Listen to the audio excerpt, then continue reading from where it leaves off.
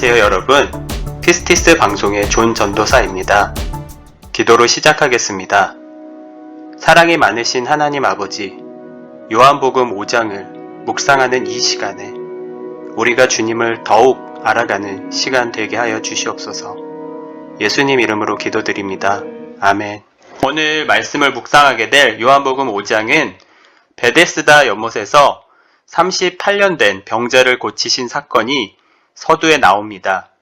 이 사건은 안식일에 예수님께서 병자를 고치시게 되어 유대인의 지도자들과 논쟁을 하게 됩니다.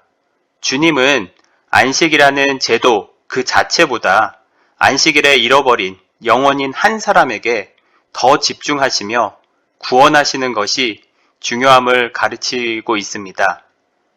그로 인하여 유대인들은 예수님을 신성모독자로 여겼고 주님은 그들에게 스스로를 변증하시게 되는 이야기가 전반적인 내용으로 시작됩니다. 1절에서 18절은 베데스다 연못에서의 치유입니다. 이 베데스다 연못은요, 자비의 집이란 뜻으로 1888년에 발견되었으며 지금은 그 위에 기념교회가 세워져 있습니다. 유대인의 명절에 예수님께서 예루살렘에 올라가시며 이 베데스다라는 이 연못가에 병자, 맹인, 다리 저는 사람, 혈기 마른 사람들이 누워서 천사가 가끔 못에 내려와 물을 움직인 후면 가장 먼저 들어가는 사람이 병이 낫게 되는 그런 기적이 일어나는 장소에 예수님께서 도착하십니다. 그곳에서 누워있는 38년 된 병자를 향하여 이렇게 말씀하십니다. 내가 낫고자 하느냐? 6절에서 이렇게 말씀하십니다. 자신을 못에 넣어주는 사람이 없어서 낙심하는 병자를 향해서 일어나 내 자리를 들고 걸어가라 라고 8절에 말씀하십니다. 여기서 예수님의 그리스도의 그 놀라운 말씀의 기적을 알 수 있습니다. 천사의 행동에 의해서 베데스다 연못의 치유가 일어나지만 예수님은 말씀으로 일어나 내 자리를 들고 걸어가라고 명하시니 그대로 치유되어서 걸어가는 그 기적이 일어납니다. 당시에 그 유대인들이 바라봤던 유대인들은요, 율법을 위반하는 증거를 찾기 위해서 예루살렘에서 파견된 바리새인이나 서기관이 10절에서 유대인의 절기인 안식일인데 내가 자리를 들고 가는 것이 옳지 아니하니라 라고 논쟁을 벌이게 됩니다. 이 치료된 병자를 또 향해서 예수님께서 이렇게 당부하는 말씀을 하십니다. 보라, 내가 나았으니 더 심한 것이 생기지 않게 다시는 죄를 범하지 말라 라고 14절에 말씀하십니다. 더 심한 것이라는 뜻은요, 육체적인 질병을 가리킨다라고도 볼 수 있지만 그보다는 죄가 사람의 영혼에 미치는 심각한 결과를 말씀하고 계시는 것입니다. 9절에서 29절의 말씀은 예수 그리스도께서 하나님의 아들임을 나타내시는, 그 권한을 나타내시는 부분을 말씀하고 계십니다. 주옥 같은 그 구절들이 하나하나 다 중요하고 깊은 뜻이 담겨져 있지만 그 중에서 네 구절을 제가 준비해 봤습니다. 첫 번째 구절은요. 내가 진실로 진실로 너에게 이르노니 아들이 아버지께서 하시는 일을 보지 않고는 아무것도 스스로 할 수 없나니 아버지께서 행하시는 그것을 아들도 그와 같이 행하느니라. 19절에 말씀하고 계십니다. 예수님께서는요, 본인이 스스로 하나님의 아들의 이심을 분명히 밝히고 있습니다. 예수님께서는 하나님 아버지 곁에서 행하시는 모든 일을 직접 보시고 행하시는 그것을 그대로 배워온 그것을 하시는 분이심을, 자신이 아들임을 밝히는 것을 주장하고 계십니다. 두 번째 구절은요.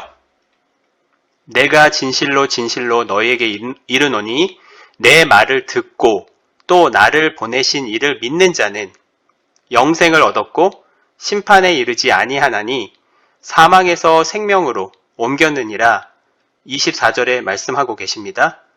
실현된 종말론인 예수님의 말씀을 듣고 믿고 그를 보내신 하나님을 믿는 모든 사람은 영원한 생명인 영생을 믿는 그 순간 이미 얻었다, 이미 실현되었다 라고 말씀하고 계십니다.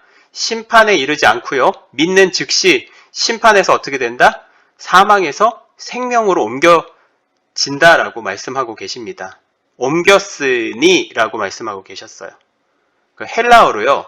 메타 베베켄, 현재 완료형으로 이미 사망의 영역으로부터 영생이 보장된 하나님의 나라의 영역으로 들어와 있음을 나타냅니다.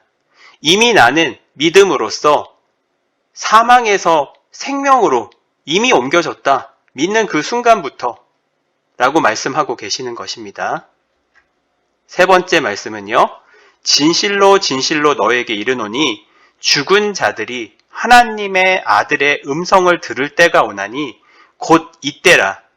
듣는 자는 살아나리라. 25절에 말씀하고 계십니다. 죽는 자들도요. 하나님의 아들의 음성을 들으면요. 어떻게 된다고요? 그 듣는 자가 살아나는 놀라운 생명의 축복이 임하는 것을 알 수 있습니다. 마지막 때에 죽는 자들까지도 하나님의 아들 예수 그리스도의 음성을 들으면 사망에서 생명으로 옮겨진다라는 말씀을 하고 계시는 거예요. 자, 마지막 구절입니다. 선한 일을 행하는 자는 생명의 부활로, 악한 일을 행하는 자는 심판의 부활로 나오리라. 29절 말씀. 이거는 미래적인 종말 사상을 말씀하고 계시는데요. 예수님의 사람은요, 내 삶 가운데서 선한 일을 도모하고 악에서 멀리하는 삶을 사는 그 삶이야말로 생명의 부활로 살아가는 것임을 우리에게 말씀해 주시고 있습니다. 30절에서 47절의 말씀은 예수님에 관한 증언입니다. 예수님은 과연 누구실까? 우리가 하나님의 아들인 것은 좀 알았지만 예수님 누구시지? 라는 것에 대해서 예수님 자체를 밝히고 계십니다. 39절에 너희가 성경에서 영생을 얻는 줄 생각하고 성경을 연구하거니와 성경이 곧 내게 대하여 증언하는 것이니라 라고 말씀하고 계십니다. 이 당시에는요, 바리새인들과 기타 유대인의 그 지도자들은요, 성경에 대해서 더 집중하고 예수 그리스도께서 하나님의 아들이 그 주변에 계시면서 많은 이적과 그 다음 사람들을 구원하는 것을 봤음에도 불구하고 믿지 않는 그 바리새인들, 서기관들, 또한 사두개인들을 향해서 이렇게 말씀하고 계시는 겁니다. 여기서 가장 핵심적인 부분은요, 우리가 성경을 통독을 하고 하나님을 찾으려고 애쓰고 연구를 합니다. 근데 정작 성경은요, 구약에서부터 신약에 이르기까지 예수 그리스도에 관한 증언입니다. 그러니까 교회에서 성경을 읽고 묵상하지만 우리 안에 예수 그리스도를 우리의 구원자로 믿지 않고 있다면 영생의 길로 구원을 받지 못한다는 의미이기도 하는 거죠. 자, 이 말씀은 40절에 있죠. 그러나 너희가 영생을 얻기 위하여 내게 오기를 원하지 아니하는도다. 당시에 그 유대 지도자들이죠. 그분들은 하나님의 아들 예수 그리스도를 믿지 않는 거예요. 이분들의 그 믿음이 자신을 믿지 않기 때문에 성경을 아무리 연구해도 구원의 길에 이르지 못한다는 말씀을 하고 계시는 겁니다. 자, 44절 9절을 같이 한번 묵상해 보겠습니다. 너희가 서로 영광을 취하고 유일하신 하나님께로부터 오는 영광은 구하지 아니하니 어찌 나를 믿을 수 있느냐.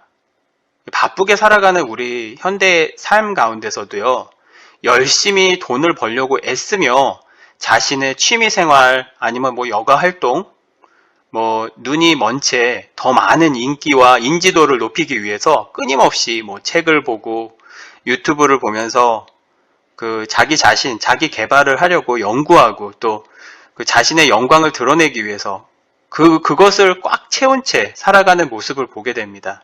이것이 바로 나 자신을 영광을 취하기 위해서 자신이 더 하나님처럼 이 세상 가운데 빛나기 위해서 이런 행위를 하고 있는 거죠. 하나님은요, 그런데 분명히 말씀하십니다. 하나님께로부터 오는 영광인 예수 그리스도를 구하며 자신의 시간을 들여서 기도하고 하나님의 말씀을 묵상하라고 말씀하고 계시는 겁니다.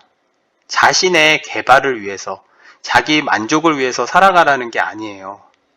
오직 하늘의 마음의 양식과 하나님의 영광을 구하며 세상이 주는 육신의 평안함과 편리함, 이런 것 가운데서 도취된 채 살아가지 말라고 말씀하시는 것입니다. 그래야 하나님의 영광이 드러나는 거죠. 나의 삶으로부터 하나님의 영광이 드러난다는 말씀이 이것을 의미하고 계십니다.